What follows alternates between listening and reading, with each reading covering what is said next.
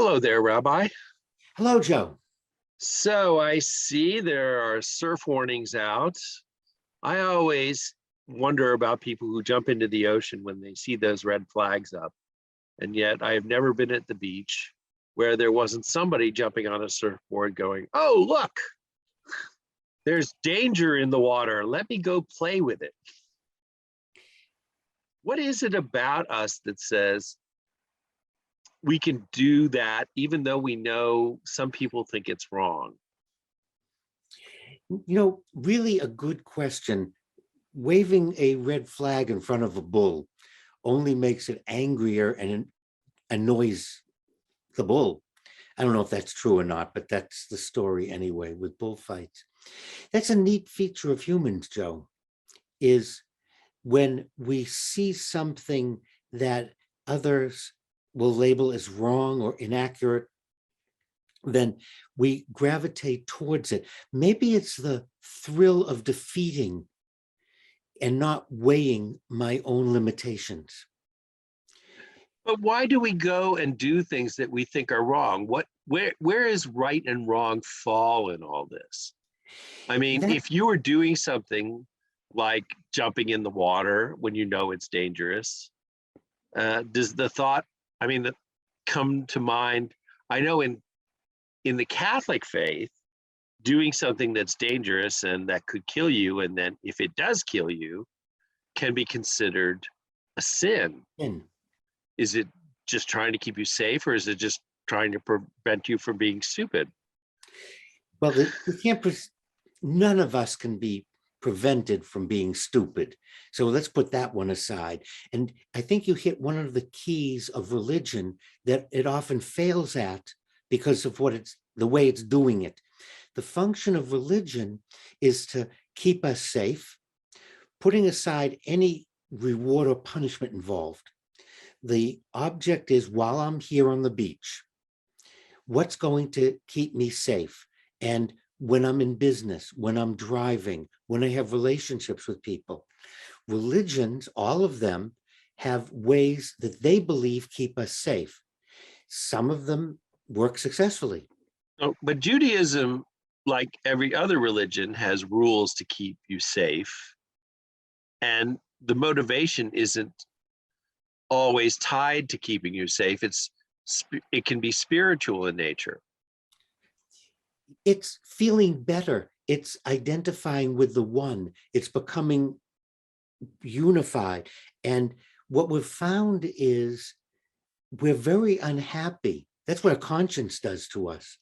When we do things that are either wrong in society or our own religions, we ourselves are disturbed by it. So the goal is shalom. Think about the word shalom. Okay. Many people think it means peace. It's not. So shalom is a sense of quietude, a sense of coming together. The opposite of peace is not war. That's something very different. When we say we wish someone to be shalom, we're talking about an inner state of tranquility and harmony. And as we know, one can't do a good job in an argument if you're not at peace. You'll be all over the place. And if we go into fighting or combat or sniper or target shooting, whether it's bow and arrow or with a firearm, if you're agitated, upset, and annoyed, you become very inaccurate and you don't do a good job. And anyone who's been involved in anything will tell you, we need that state of quietude, of peace. And that's what religion is working towards, us having a state of tranquility so that I can approach whatever I'm approaching and be successful at it. And think about it. Think about your cartoons, your drawings. Unless you're centered, a lot of times the product isn't what you would like, and it's not that good. But right and wrong, I understand what you're saying, and I agree. I tell everybody, I can't draw just at the drop of a hat. I have to reach a certain mental and emotional state to do it. But what I'm wondering about is the question of good and evil, or right and wrong, and how religion treats and entreats us to behave. If religion says you should do this, so you're doing the right thing, and you shouldn't do that because that's the wrong thing. And we've talked about good and evil before, and right and wrong before, Yep. but different religions treat that with different ends. For example, the easiest, most oversimplified example is, if you're Catholic and you do the wrong thing, you go to hell or purgatory before you go to heaven. The goal being behave so you go to heaven. But in Judaism, there is no hell. And there's not really a heaven, but there's a return to God. Mhm. So everybody gets to go back to God in Judaism. So what's the motivation to do the right thing in Judaism? It's your life and you. There's no external nagging at you. God gave us commandments and rules to make the world better for everybody. And if you don't want to follow them, don't follow them. However, most of the time it ends poorly. And a good deal of the time you're ruining your own life. You're very unhappy, dissatisfied, and you never get peace. You never get shalom. You never get serenity. And if you want to choose to be in disharmony with yourself, cacophony, if you want to be always agitated, always worried, all these things, you're choosing that because you're choosing some specific actions. All religion is doing is that red flag behind me. It's not safe to be in the water. You want to go out there, it's not safe. And something may not happen. So if it doesn't happen, you're going to come back and say, see, nothing happened. Okay, if that's what you want to do. I was watching a wonderful video of a young man who did climbing without ropes or anything open. I forgot his name, and he ended up falling and dying. And he was young, he had lots ahead of him, and he chose this kind of climbing, and there are risks involved. And that's why religion says, okay, but think about it before you do it. And I often think that risk takers really aren't weighing. They believe they're exempt. Am I doing this for a thrill? Am I doing this because I'm mad at my mother, I'm mad at my wife, I'm mad at my partner? Have I actually weighed? And the goal of religion is to help us so we don't have to go through the machinations. We don't have to do this. Historically, we know these things have a bad outcome. Well, I know as an artist, it's hard to defend some actions.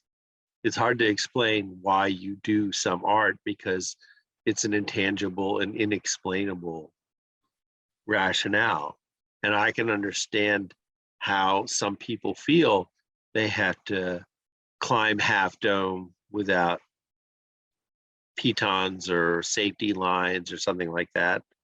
And I think they have a little X at the bottom of the hill that for people to land on or aim for when they fall off. You've spoken before about legacy and what it is that you will be remembered by. Does that enter into the good and the bad? Yes, I think you hit on something very important in Judaism, and that is after I'm gone, while I'm alive, I'm thinking after I'm gone, will people follow my example that leads to harm, that leads them to bad things, that's destructive? Or will it lead them to a happy life, to serenity, to inner peace, which is shalom? What will my legacy be? And do I want to be remembered as? And we just saw Tom Brady decide to retire. Great choice. He realized now that he can't be the player he was 20 years ago, and he may not be able to perform. So he wanted to go out on a high note, to be remembered for his great successes, being the greatest quarterback we've ever had, rather than going downhill and going, oh my God, what a lousy quarterback he is. And that's a tough thing to do, to admit that it's time so that your legacy and that people who will follow you, this way people will look and say, there's a time for me to stop doing whatever it is I'm doing.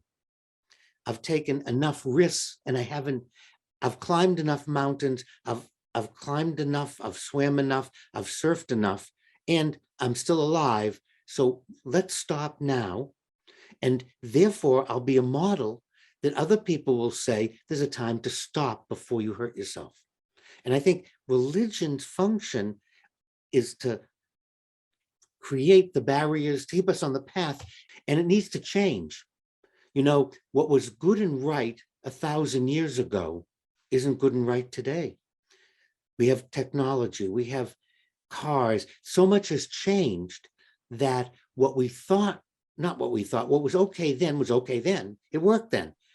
And religion is very often too slow in changing right and wrong based on society, based on medicine, based on health, based on technology. They're still back in the Stone Age or earlier. And I think our religions have to come up to, many individuals now marry someone of a different religion. And too often, the religions are still condemning this. It's time to acknowledge that we live in a different environment, a different culture, and marriage between two different religions works great. Religions can look out the window and see what's going on with the food supply. So we don't need certain dietary restrictions. Food safe. We can look at all different things and say, how do we keep people safe? Let's update. Let's take a look and see what needs to be done. But I still turn on the news every now and then, and after somebody jumps out of an airplane without a parachute, sets himself on fire, and aims for a bucket of water that's only 1/4 full, 10,000 feet below, the commentator says, well, at least he died doing something that he loved. That really bothers me because I'm not convinced that that's true. I think a lot of our motivation is unexplored and we're doing a knee-jerk reaction rather than stopping, talking to a therapist, talking to a rabbi. Nothing's permanent, even bad things. And we have to see, how am I approaching it? What strategies am I using? And who can I turn to?